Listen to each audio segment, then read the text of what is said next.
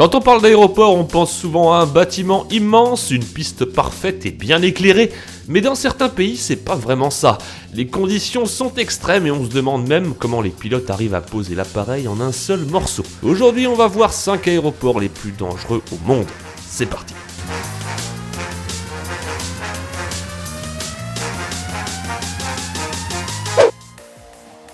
L'Antarctique, c'est pas vraiment un endroit où on vient pour bronzer. Le climat est rude et les zones pour y accéder encore plus. La station de McMurdo étant très isolée, elle est très difficile d'accès par bateau. Cependant très moderne, la station dispose de 3 aéroports et d'un héliport. Une centrale nucléaire y a été construite depuis les années 60.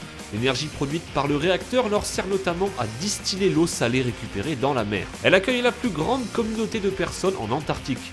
La plupart étant des scientifiques, mais il y a également des gens s'occupant de toute la partie logistique et technologique, ainsi que de la maintenance des machines.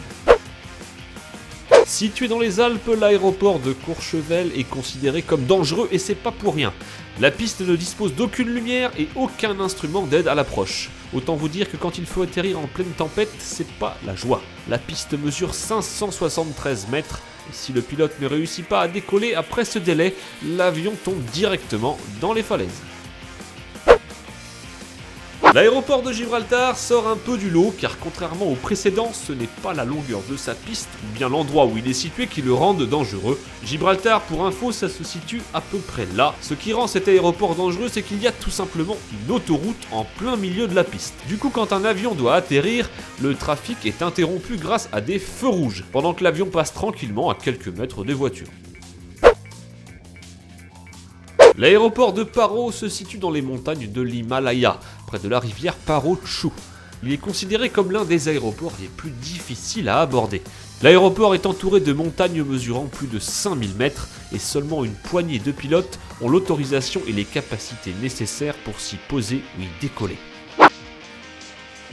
Si vous voulez monter quelques montagnes comme le mont Everest, c'est sur cet aéroport que vous risquez d'atterrir. Situé à presque 3000 mètres d'altitude, sa piste ne mesure que 527 mètres. L'aéroport est utilisé pour transporter des passagers, mais également pour du transport de marchandises servant aux différentes constructions de la ville. En 2008, le vol 103 de la compagnie Yeti Airlines... Yeti Airlines. Putain, mais qu'est-ce qu'ils avaient fumé au moment de créer cette compagnie. En 2008 donc, le vol 103 de la compagnie Yeti Airlines s'écrasa, tuant 8 passagers. Seul le pilote survécut. Les analyses vidéo montrèrent par la suite que le crash serait sûrement dû au temps qui était particulièrement mauvais ce jour-là. Comme d'habitude, si la vidéo vous a plu, n'hésitez pas à la partager sur les réseaux sociaux, à lâcher un gros like et à vous abonner. Je vous dis à très bientôt pour une prochaine vidéo. Vous êtes awesome. Do it! Just do it! Yesterday, you said tomorrow. Just do it! Make your dreams come true!